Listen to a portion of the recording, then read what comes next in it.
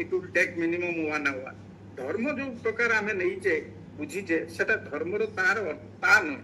এ মুসলমান ধর্ম হিন্দু ধর্ম ধর্ম কোন সেতବେଳେ সর্বধর্মান পরিত্যাজ্য মা ଯୋଉଠି ଶେଷ ଶ୍ଳୋକ ସେ କହିଦେଲେ 18 ଅଧ୍ୟାୟରେ 66ରେ ସର୍ବଧର୍ମାନ ପରିତ୍ୟାଜ୍ୟ ସେତେବେଳେ କହିଥିଲେ। ସେତେବେଳେ କଣ ଏଇ ଖ୍ରୀଷ୍ଟ ଧର୍ମ ଥିଲା? ଏ ଖ୍ରୀଷ୍ଟ ଧର୍ମ ତ 2000 ବର୍ଷ ତା ପୂର୍ବରୁ ଖ୍ରୀଷ୍ଟ ନଥିଲେ କି ଧର୍ମ ନଥିଲା। ଏ ପ୍ରଫେଟ ମହୋଦୟ ଖ୍ରୀଷ୍ଟାବ୍ଦ ଇଏ ତ 1400 ବର୍ଷେ ମୁସଲମାନ ନଥିଲା କି ସେ ଯୋଉ ରାଷ୍ଟ୍ର ହଉ ଶିଖ ଧର୍ମ ଏଇ 1500 ଖ୍ରୀଷ୍ଟାବ୍ଦର କଥା। ତା ପୂର୍ବରୁ ସର୍ବଧର୍ମାନ ପରିତ୍ୟାଜ୍ୟ ଲେଖିଲେ। ତେଣୁ ସର୍ବଧର୍ମାନ ମାନେ ସେତେବେଳେ କଣ ଧର୍ମ ଥିଲା? ସେ ଧର୍ମର ଅର୍ଥଟାକୁ ବୁଝିବା ପ୍ରକୃତରେ ଧର୍ମର ଅର୍ଥ ଏ ସାମ୍ପ୍ରଦାୟିକତା ନୁହଁ। ଧର୍ମର ଅର୍ଥ ଗୋଟେ ଦୃଢ ସେ ସନାତନ ଧର୍ମ ଯାହା ଥିଲା ଅଛି ଯାହା ରହିବ ଯାହାକୁ ଧାରଣ କଲେ ଏଇ ଶରୀର ଯାହାକୁ ଧାରଣ କଲେ ଆମେ ବଞ୍ଚିବା।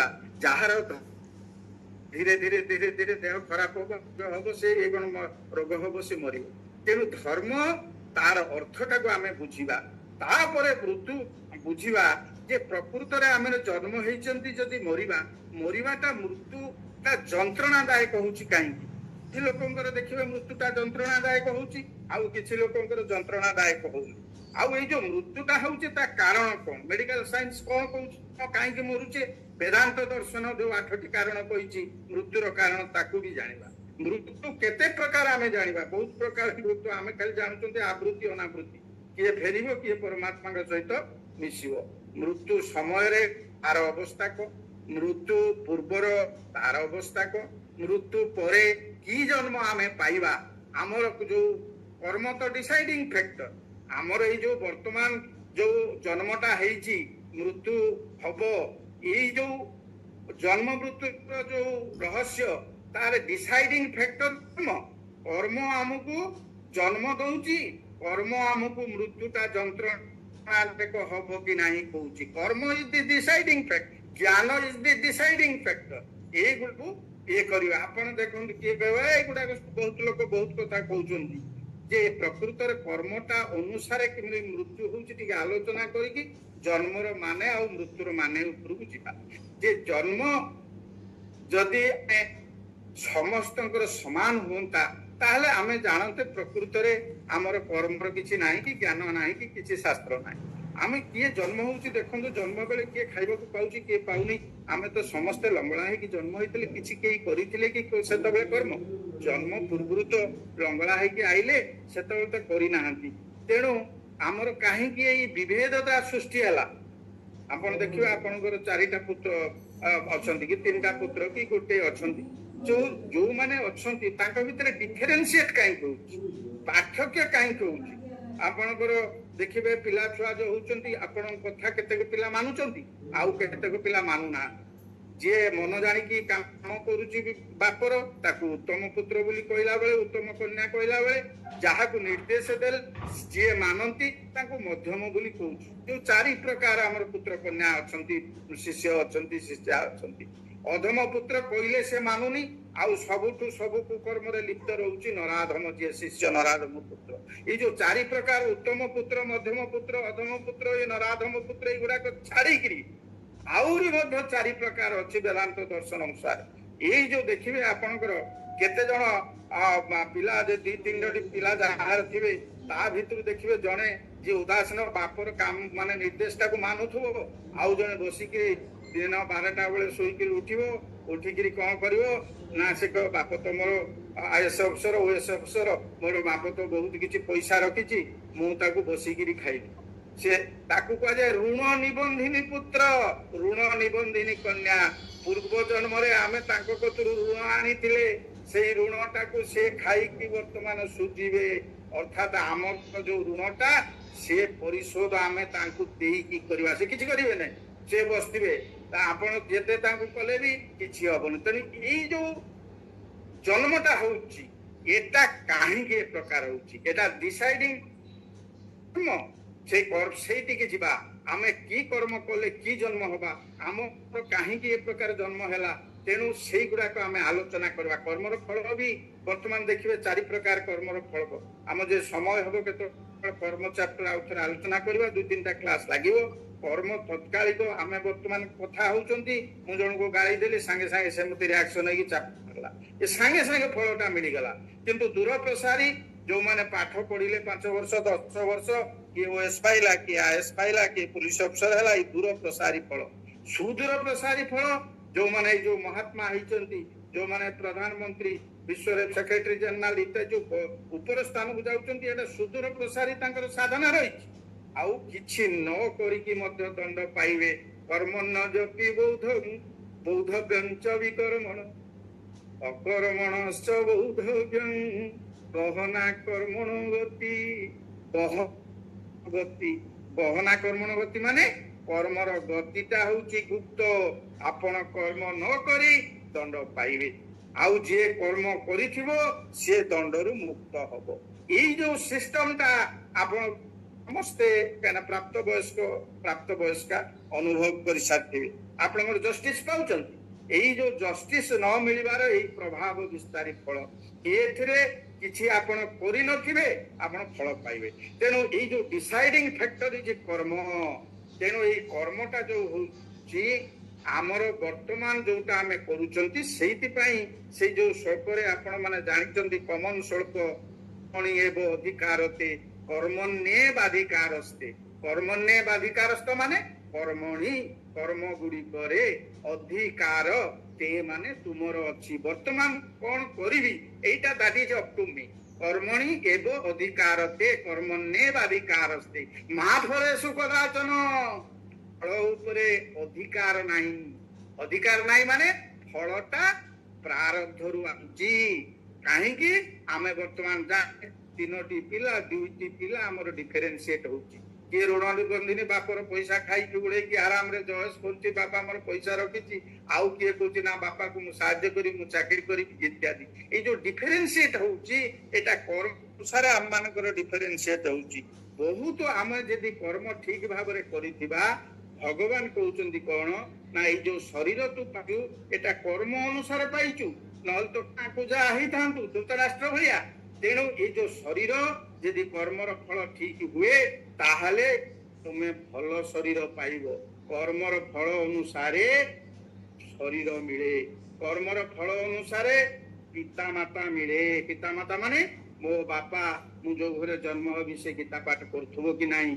से भल भाषा कहथुबो कि नाही घरे माने भल चरित्र रहिथिबो कि नाही ई पिता माता मध्य कर्म अनुसार मिले आउ पति पत्नी आपण की प्रकार स्वामी की प्रकार स्त्री पाइबे दैट इज प्री फिक्स्ड सेटा कर्म तेणु ये सब लंबा विषय एरा मु ता ऊपर आलोचना करनी कि हमर जो विषय दिया है एरा बहुत लंबा विषय बहुत 3-4 दिन लागियो तेणु पुत्र कन्या मध्य कर्मर फल अनुसार मिले किए चोर हबो को पुओ आम कथा मानिबो पुए मानिबोनी कि आम संपत्ति खाई उड़ेबो ये पुत्र कन्या पिता माता पति पत्नी शरीर ये सब कर्मर फल कर्म इज द डिसाइडिंग फैक्टर बहुत आपण यदि भाग्यर थिबो ताले भल खाइबा को पाइबे खाई कि जिन्न करिवार शक्ति पाइबे रति शक्ति पाइबे दान करिवार शक्ति पाइबे बहुत संपत्तिर अधिकारी हेबे ये सब होची कर्मर फल ये दुर्लभंग प्रकृतंग वाक्यं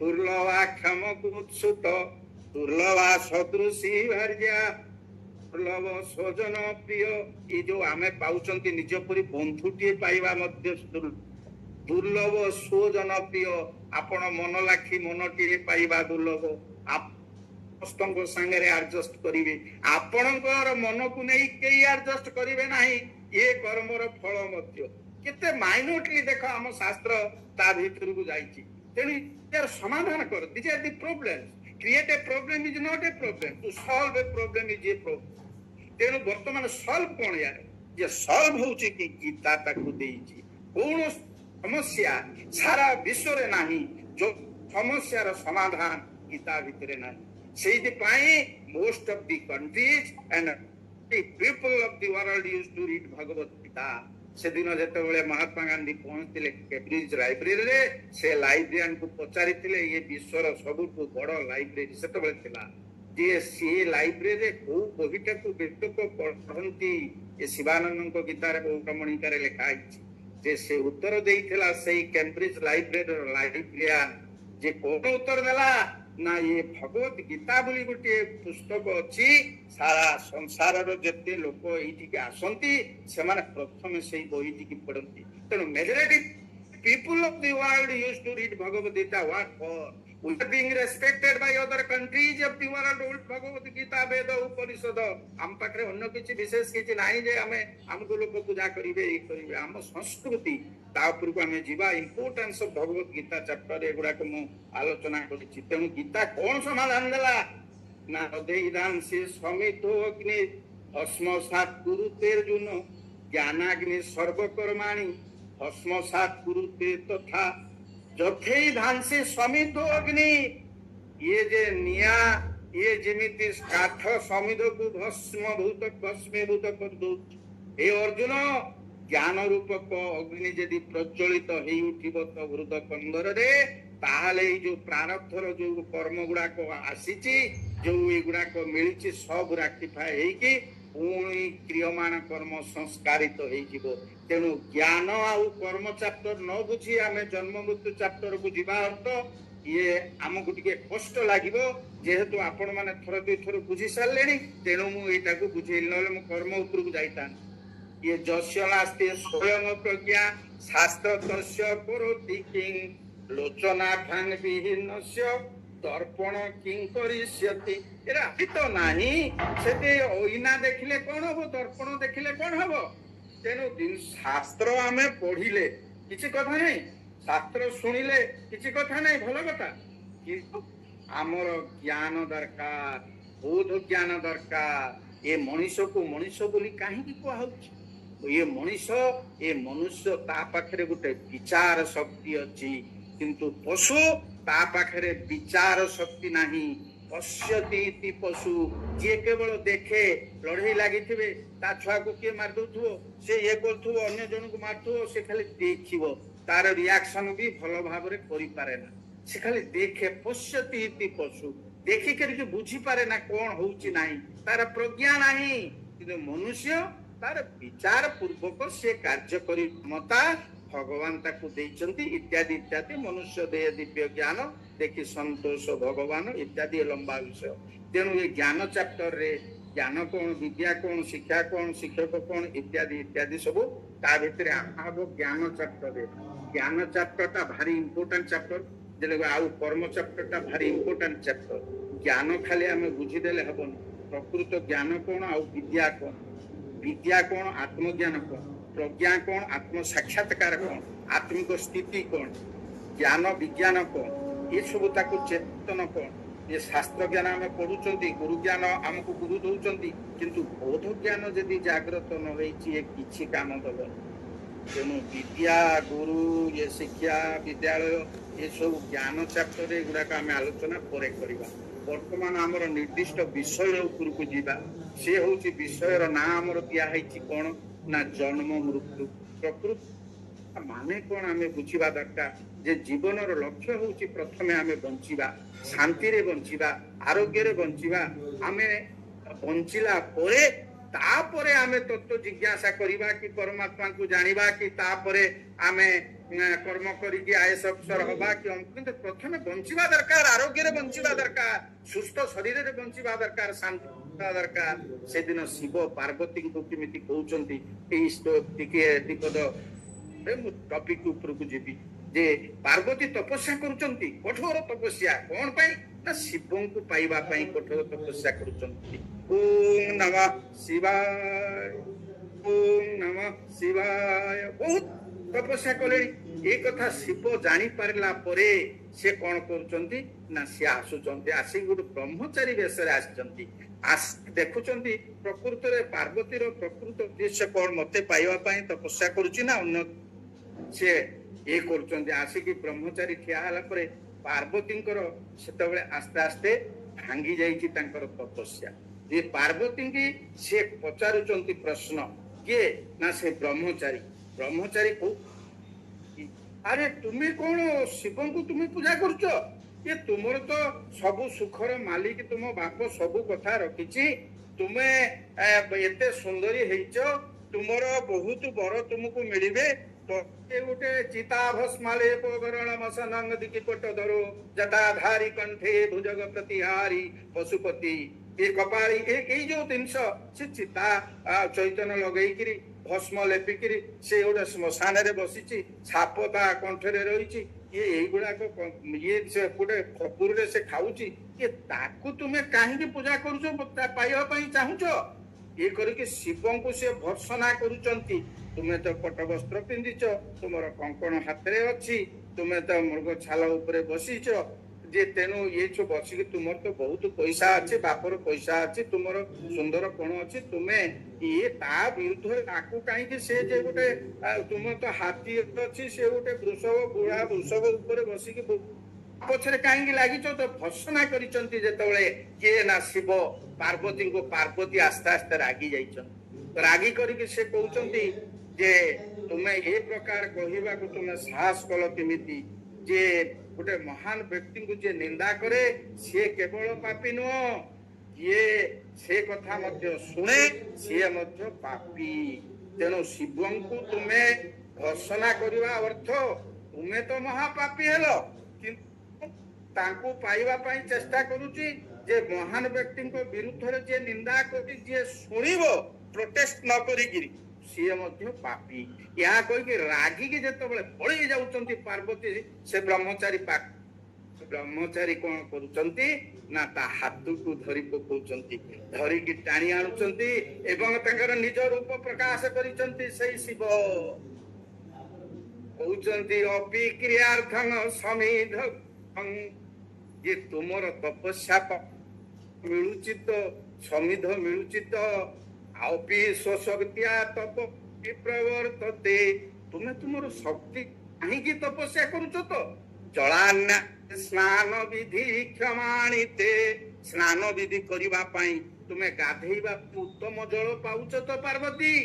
ସେ ବ୍ରହ୍ମଚାରୀ ଯେତେବେଳେ କହୁଛନ୍ତି କାହିଁକି ନା ଅପି ସ୍ୱଶକ୍ତିଆ ତପସି ପ୍ରବର୍ତ୍ତସେ, ଶରୀର ମାଧ୍ୟମ ଖଳୁ ଧର୍ମ ସାଧନମ, ଏ ଶରୀରର ଧର୍ମ ହଉଛି ଆଦ୍ୟ ସାଧନ।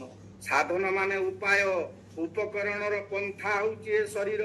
ଶରୀର ଯଦି ଠିକ ନାହିଁ, ଆପଣ ଯେତେ ଶାସ୍ତ୍ର ପଢନ୍ତୁ, ଯେତେ ଗୁରୁ ଜ୍ଞାନ ନିଅନ୍ତୁ, ଶାସ୍ତ୍ର ଜ୍ଞାନ ନିଅନ୍ତୁ, ସଂଗୃହୀତ ଜ୍ଞାନ ନିଅନ୍ତୁ, ସବୁ ବିଷ ଭଳି ଲାଗିବ।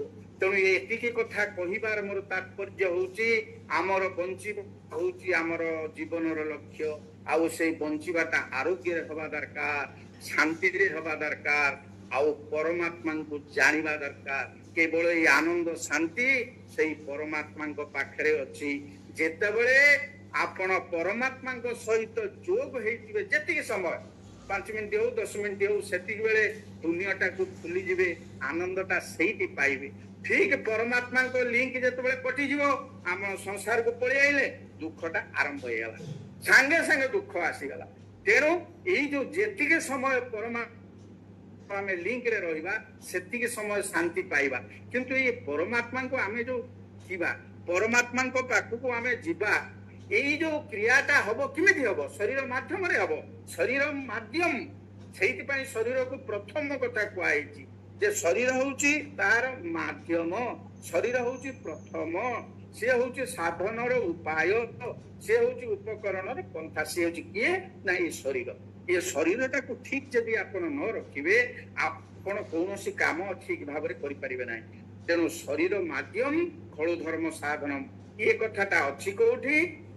କୁମାର ସମ୍ଭବ କାଳିଦାସଙ୍କ ଦ୍ଵାରା ଯୋଉ ରଚିତ ଇଏ ପଞ୍ଚମ ସର୍ଗର 33 ପରେ ଆପଣ ଦେଖିବେ ଯେ କେମିତି ଶରୀର, ଏଇ ଗୋଟିଏ ଧାଡି ଆମେ ଆଲୋଚନା କରୁ, କିନ୍ତୁ ତା ପୂର୍ବରୁ ସେ କହିଦେଇଛନ୍ତି ଯୋଉ ଅପି କ୍ରିୟାର୍ଥଂ ସମିଧ ସୁଲଭଙ୍ଗ ସମିଧ କୁସମ, ଯେ ତୁମେ ପାର୍ବତୀ ଏଇ ଯୋଉ ତୁମେ ତପସ୍ୟା କରୁଛ ସେଥିପାଇଁ ତୁମକୁ ସମିଧ ମିଳୁଛି, କୁଶ ମିଳୁଛି ତ? ଶୋଇବା ପାଇଁ ସେତେବେଳେ ଯୋଉ କୁଶ ଉପରେ ସେମାନେ ଶୟନ କରୁଥିଲେ, ଆଉ ଗାଧେଇବା ପାଇଁ ପାଣି ଭଲ ମିଳୁଛି ତ? ଆଉ ତୁମର ଶକ୍ତି କି କରୁଛ ତ? ଅପି ସ୍ୱଶକ୍ତିଆ ତପସି ପ୍ରବର୍ତ୍ତସେ, ତୁମ ଶକ୍ତି କି ଚାହିଁକି, ତୁମ ଶରୀରକୁ ଚାହିଁକି ତୁମେ ତପସ୍ୟା କରୁଛ ତ?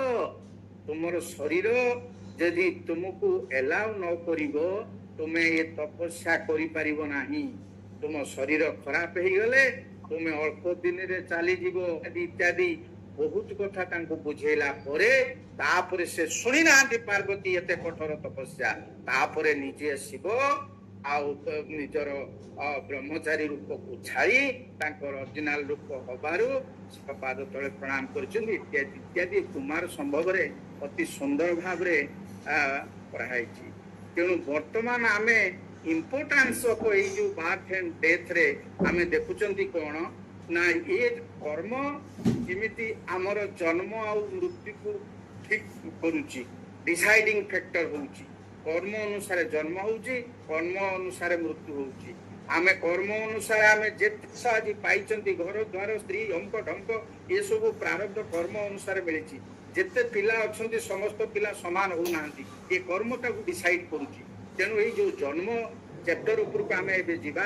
ତେଣୁ ଜନ୍ମ ମୃତ୍ୟୁର ରହସ୍ୟ ହଉଛି କଣ ଯେତେବେଳେ ଆମେ ଜାଣିଲେ ଯେ ମଣିଷ ଜୀବନର ଲକ୍ଷ୍ୟ ହଉଛି ଯେ ବର୍ତ୍ତମାନରେ ବଞ୍ଚିବା, ଆନନ୍ଦରେ ବଞ୍ଚିବା। ବର୍ତ୍ତମାନ ସମୟଟା ହଉଛି ମୂଲ୍ୟବାନ।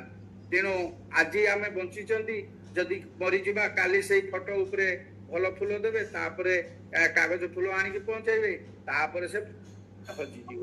ତେଣୁ ବର୍ତ୍ତମାନରେ ଆମେ ଆନନ୍ଦ ନେବା ଦରକାର। ବର୍ତ୍ତମାନ ଏ ଶରୀରଟା ହେଇଛି ଶିବ, ଇଏ ଶବ ହେଇନାହିଁ, ୟା ଭିତରେ ଚୈତନ୍ୟ ସତ୍ତା ଅଛି। ତେଣୁ ବର୍ତ୍ତମାନ ଏଇ ଶରୀରଟାକୁ ଆଗେ ପ୍ରଥମ ତାକୁ ଚିହ୍ନିବା ଦରକାର, ଯତ୍ନ ନେବା ଦରକାର। ତାପରେ ଶରୀର ଠିକ ଠାକ ହେଲା, ତାପରେ ଆମେ କଣ କରିବା ନା ଭଗବାନଙ୍କୁ ଯୋଉଠୁ ଆସିଛନ୍ତି ସେଇ ଜାଗାକୁ ଯିବା ପାଇଁ ତତ୍ତ୍ୱ ଜିଜ୍ଞାସା କରି ତାପରେ ଆମେ ବିଭିନ୍ନ ସାଧନ ଇତ୍ୟାଦି କରିବା। ତେଣୁ ଏଇ ଯୋଉ ଆମର ଜନ୍ମଟା, ଏଇ ଯୋଉ ମୃତ୍ୟୁଟା ଆଉ ଏ ଶରୀରଟା ଦେଖିବା ଆମ ପାଖରେ ସବୁବେଳେ ଥାଏ। ଆମେ ଯେତିକି ଯାହା କରିଛନ୍ତି, ଏ ଯୋଉ ଆମ ପିଲାମାନେ ସୃଷ୍ଟି କରିଛନ୍ତି, ଘର ସୃଷ୍ଟି କରିଛନ୍ତି, ଆମ ଶେଷ ପର୍ଯ୍ୟନ୍ତ କିଏ ଆମ ପାଖରେ ରହିବ? ଆମର ଏଇ ଶରୀରଟା ରହିବ, ଆମର ଏଇ ଯୋଉ ମୃତ୍ୟୁଟା ଆମ ପାଖରେ ରହିବ। ଦିଟା ଆମର ପ୍ରକୃତର ବନ୍ଧୁ। ଏ ଶରୀର ହଉଛି ପ୍ରଥମ ବନ୍ଧୁ, ମୃତ୍ୟୁ ହଉଛି ଦ୍ୱିତୀୟ ବନ୍ଧୁ। ଯେ ମୃତ୍ୟୁଟା ଆମକୁ ଛାଡିକି ଯିବନି ତାର ସମୟ ନ ହବା ପର୍ଯ୍ୟନ୍ତ। ତେଣୁ ପ୍ରକୃତ ବନ୍ଧୁ ହଉଛି ଆମର ଶରୀର ପ୍ରଥମ, ତେଣୁ ତା ଦ୍ୱିତୀୟ ବନ୍ଧୁ ହଉଛି ମୃତ୍ୟୁ। ଇଏ ଆମର ଶେଷ ପର୍ଯ୍ୟନ୍ତ ଆମ ସହିତ ରହିବ। ଯେ ତେଣୁ ଆମକୁ ଏ ଶରୀର ଉପରେ ଟିକେ ଦବାକୁ ପଡିବ।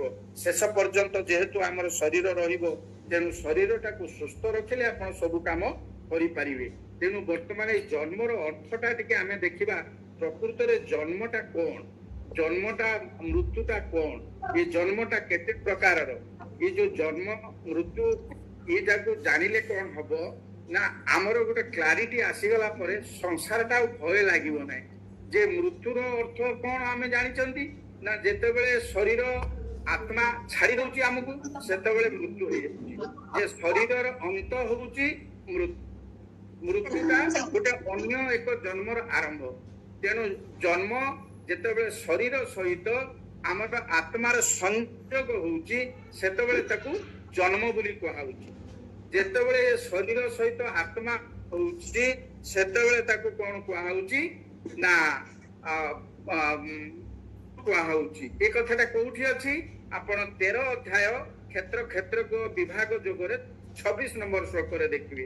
ଇଏ ଯାବତ ସଞ୍ଜାୟତେ କିଞ୍ଚିତ ସପ୍ତମ ସ୍ଥାବର ଜଙ୍ଗମଂ କ୍ଷେତ୍ର କ୍ଷେତ୍ରଜ୍ଞ ତଦ୍ବିଧି ଭରତ ସର୍ବ। ଯାବତ ସଞ୍ଜାୟତେ କିଞ୍ଚିତ, ଯାହା କିଛି ସଂସାରରେ ସୃଷ୍ଟି ହେଇଛି ସଂଯୋଗରୁ ହେଇଛି। ଗୋଟେ ହଉଛି କ୍ଷେତ୍ର ଅର୍ଥାତ ଶରୀର, ଆଉ କ୍ଷେତ୍ରଜ୍ଞ ପରମାତ୍ମା। ଏ ଦିଟା ମିଳନରେ ଜୀବନର।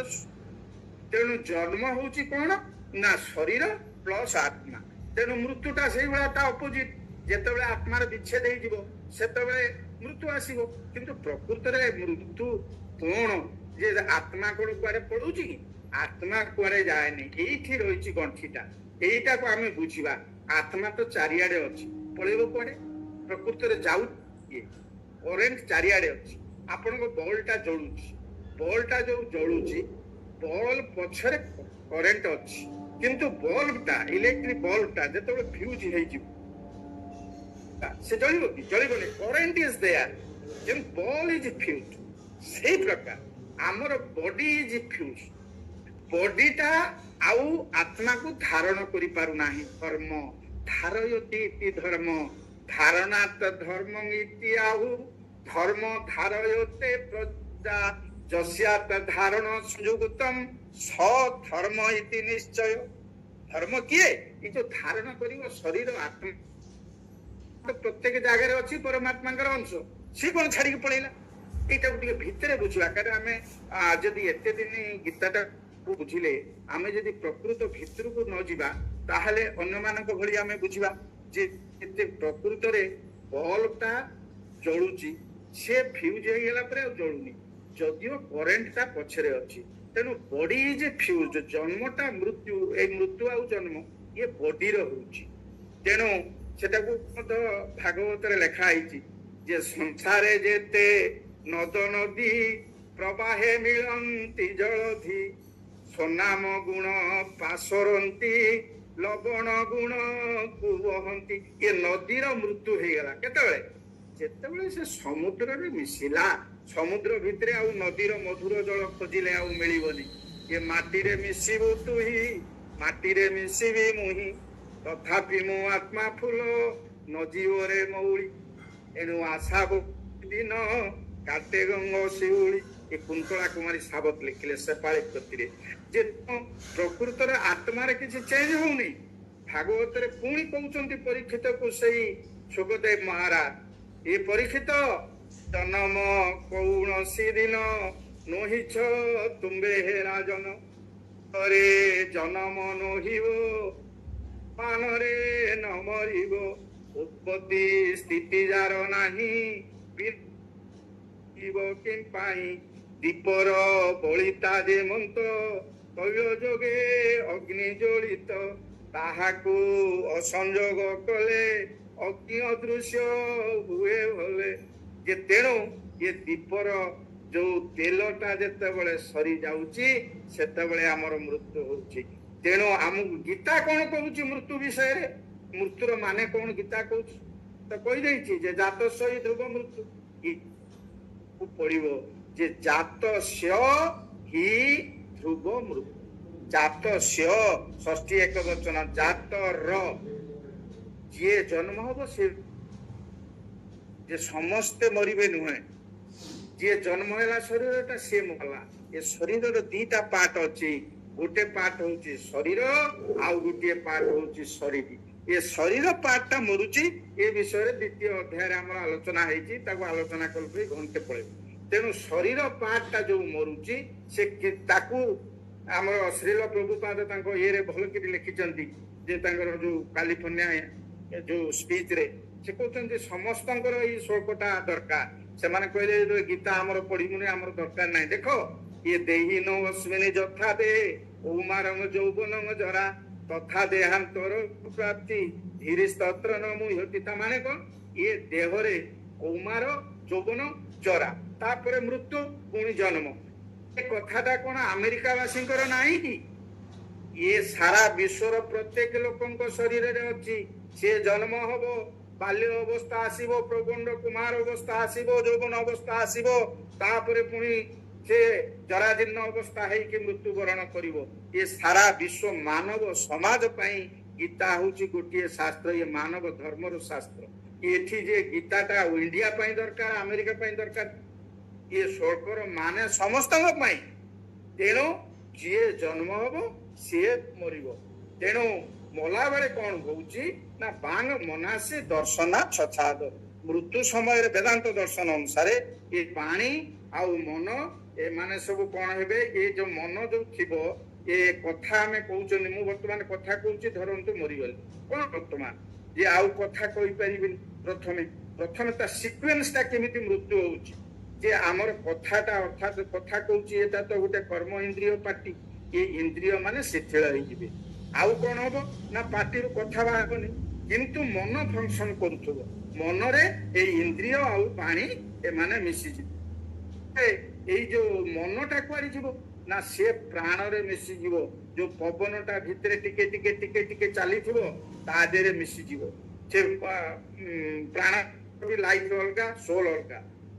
ସେ ତାକୁ ଅନ୍ୟ ବେଳେ ଆଲୋଚନା କରିବା ସେ ବଡ ଲମ୍ବା ଚକ୍ର ଯେ ତେଣୁ ଏଇ ଯୋଉ ପ୍ରାଣରେ କିଏ ମିଶିଯିବ ନା ମନ ମିଶିଯିବ ତାପରେ ଏ ମନଟା କୁଆଡେ ଯିବ ନା ସିଏ କୁଆଡେ ଯିବ ନା ତେଜ ସାଙ୍ଗରେ ମିଶିଯିବ ଯୋଉ ତେଜ ଆମ ଶରୀର ଭିତରେ ଅଗ୍ନି ତତ୍ତ୍ୱ ଅଛି ସେତେବେଳକୁ ଥଣ୍ଡା ହେଇନଥିବ ଯେ ଥଣ୍ଡାଟା ତଳ ଆଡୁ ଧୀରେ ଧୀରେ ଧୀରେ ଧୀରେ ପାଦ ଆଡୁ ହେଇକି ଆସିବ ତାପରେ ଏଇ ତେଜଟା ଆତ୍ମା ସହିତ ମିଶିକି ପଳେଇଯିବ କେମିତି ଉଠିଲା କୁଟୀର ମଥାନ ଭେଦି ଧୂମ ପରମାତ୍ମାରେ ଆତ୍ମା ପ୍ରାୟ ଏକ ମିଶି ଗଲା ଗନେ ଧୂଆଁ ଯେମିତି ଆକାଶରେ ମିଶି ଯାଉଛି ସେଇଭଳିଆ ଆତ୍ମା ପୁରୁଷ ପରମାତ୍ମାଙ୍କ ସହିତ ମିଶିଯିବ ଏ ତ ଲମ୍ବା ବିଷୟ ଯେ କଣ ନେଇକିରି ଯିବ ତେଣୁ ମୃତ୍ୟୁଟା ଆମେ ଜିନିଷ ନା ମୃତ୍ୟୁଟା ଆମେ ଜାଣିଲେ ଆତ୍ମାରେ ବିୟୋଗ ତେଣୁ ମୃତ୍ୟୁ ହଉଛି ଏଟା ନିଶ୍ଚିତ ହବ ଯିଏ ଜନ୍ମ ହବ ସେ ନିଶ୍ଚିତ ମରିବ ଇଏ ମନୁଷ୍ୟ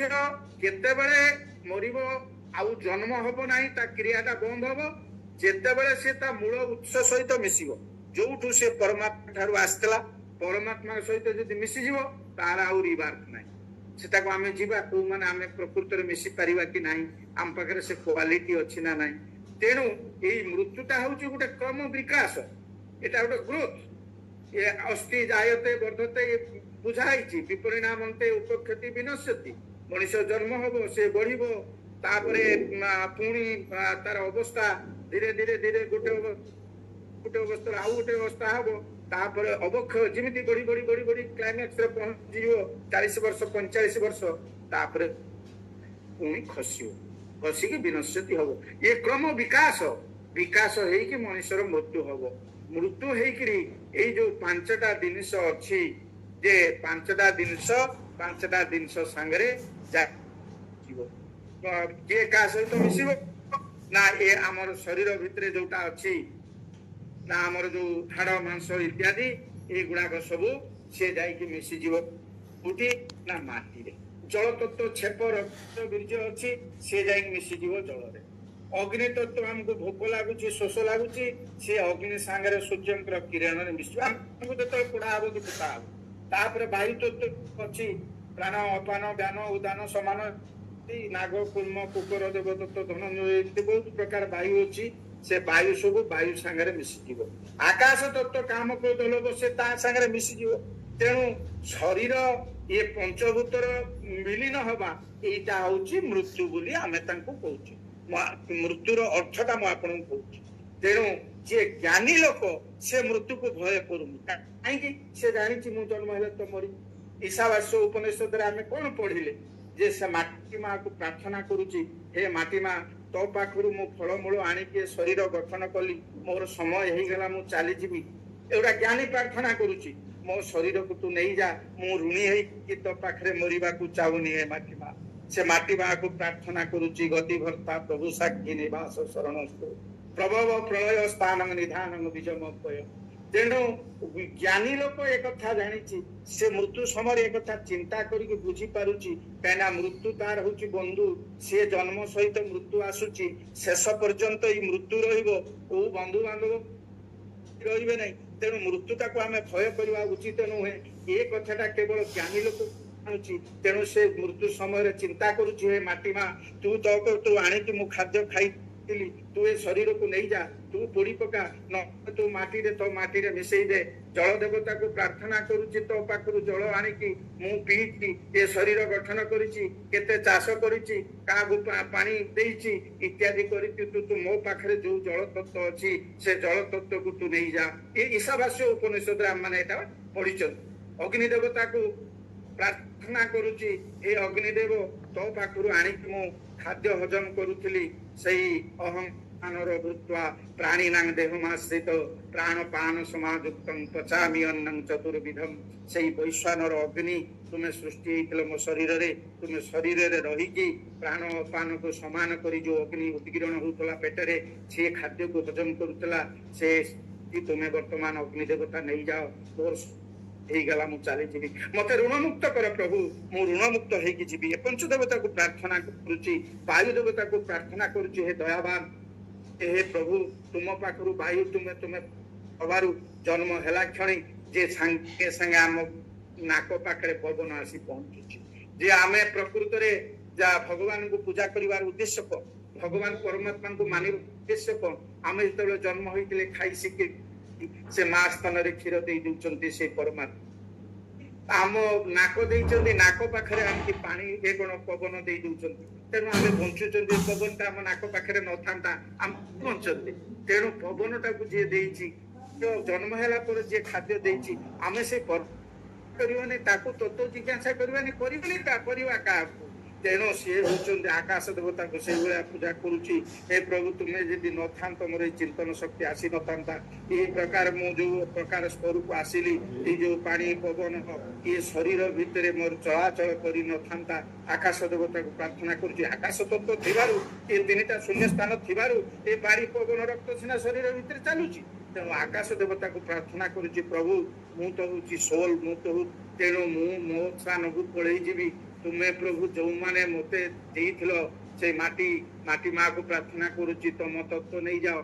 पानी की प्रार्थना वरुण देवता को प्रार्थना करुच्ची तुम्हें तुम तत्व नहीं जाओ पुणी अग्नि देवता वायु देवता को पूजा करुच्ची तुम्हें तुम तत्व नहीं जाओ एटा केवल ज्ञानी जानिछि ए कथा तेणु तांको प्रार्थना करुच्ची एवं ऋणमुक्त हेइकी से मरिबा को चाहूची ऋणी हेइकी मरिबा को चाहुनी मु मो बापा पाखु चली जीवी मो निज घर को चली जीवी जोठी न तत भासयते सूर्य न शशा को जज्ञान्त्वा न निवर्तन्ते तद्धाम परमं मम जोठी की गले मनीष दुनिया को आसीबनी मामु पेत्य तो मन विद्यते जोटा ये संसार काल शाश्वतम नाप्लुवन्ति महात्मान संसिद्धि परमांगता जे सेही जो दुखालय संसार को किमिति आसीबनी ओ माने आसीबेनी तो आमे आज बोधे समय ही न पारे तेणु जो आमे जानुचंती कोन जहार प्रकृति सहित परमात्मा को पाखु जीवा दरकार तार इच्छा नथिबा दरकार तार कामना नथिबा दरकार तार ही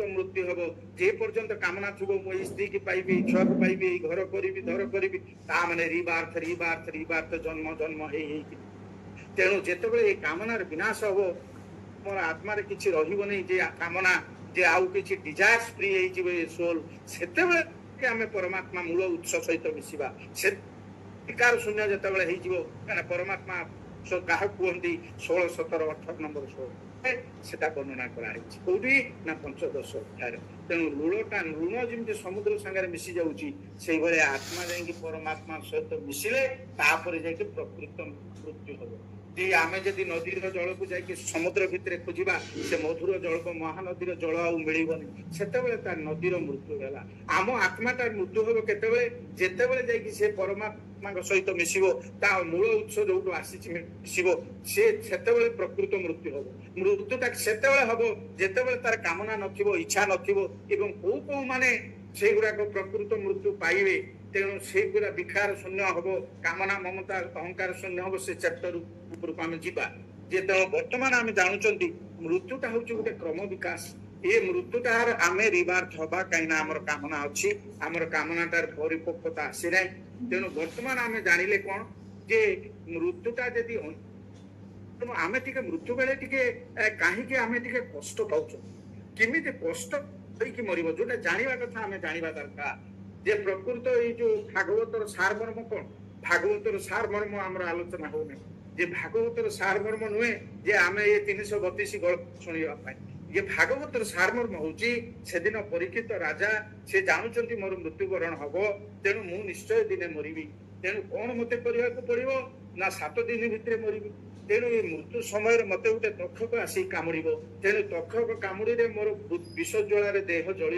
तेणु विष ज्वाल देह जल से विषर प्रक्रिया रक्षा पाइबी यहीटा हूँ परीक्षित जानवर उद्देश्य भागवतर गुप्त तथ्य हूँ यहीटा जे कौन से कला जे जा फल कि विष ज्वाल देह जलिला नहीं मृत्यु समय कष्ट है नहीं परीक्षित को सहीटा हूँ भागवतर गुड़ निश्चय भागवतर गुड़ नुहे जे ये गप शुणवे जे शाड़ी टेक्निक वाला खसीला एटा काहे के हम सुनुचु काहे कि ना निरोध अवस्था को नब जे हमर मनर जो प्रक्रियाटा को गतिटा को बंद करबा पाई आमे एगुडा का आलोचना करूछु यदि 10म अध्याय रे जे भागवत सुनी की मुख्य में आलोचना करू जे प्रवचक माने कहंती जे कथा जे भागवत सुनी की यदि मुख्य हे गेले प्रथम स्कंद रु 10म स्कंद पर्यंत 10म स्कंद रे गोपलीला तांग जन्म वृत्तांत ଦ୍ୱାରିକା ଲୀଳା ତାଙ୍କ କର୍ମ ବୃତ୍ତାନ୍ତ ସେ ସବୁ ତେଣୁ ଭଗବାନଙ୍କର ତତ୍ଵ ସବୁ ତ ଜାଣିଗଲେ ସେଇଠି ଯେ ସେଇଠି ମୁଖ୍ୟ ହେଇଗଲାନି ପରୀକ୍ଷିତ ହେଇନାହିଁ।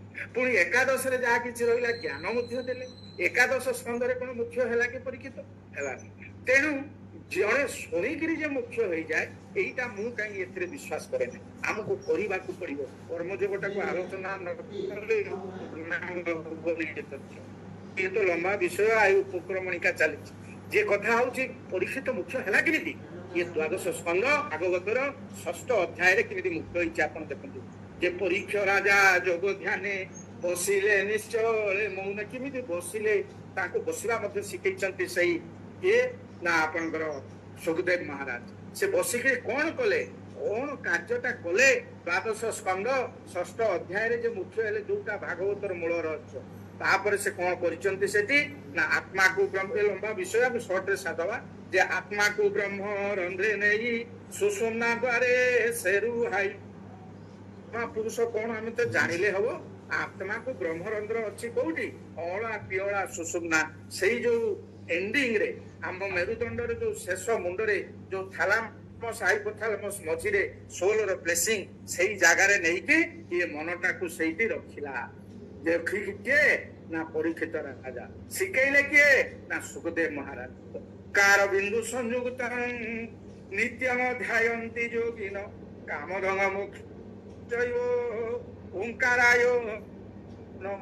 ଓଙ୍କାର ବିନ୍ଦୁ ସଂଯୁକ୍ତ, ସେଇ ଓଂଟାକୁ ଯୋଉ ଆମେ ଉଚ୍ଚାରଣ କରୁଛନ୍ତି, ଔମ ଯୋଉ କ୍ରିଏଟ କରୁଛି ଶକ୍ତି 40%, ଉରେ ସ୍ଥିତି ଆମର ରହୁଛି 40%, ଆଉ ମୋରେ 20% ଆମର ସାର୍କୁଲେଟ ହଉଛି।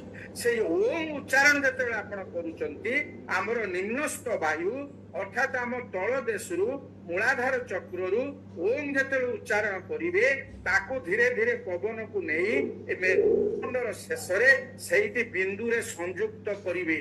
କାହିଁକି ଏଟା କରିବେ ନା ଏଇଟା କଲେ ଆପଣଙ୍କର ସତ୍ ଶକ୍ତି ଜାଗ୍ରତ ହବ, ସ୍ମରଣରେ ରହିବ। ଆପଣ ବହୁତ ଲୋକ ପ୍ରଶ୍ନ କରନ୍ତି ଆମର ତ ଗୀତା ମନେ ରହୁନି, ଆମେ ତ ପଢି ପାରୁନୁ। ତା କାରଣ କଣ?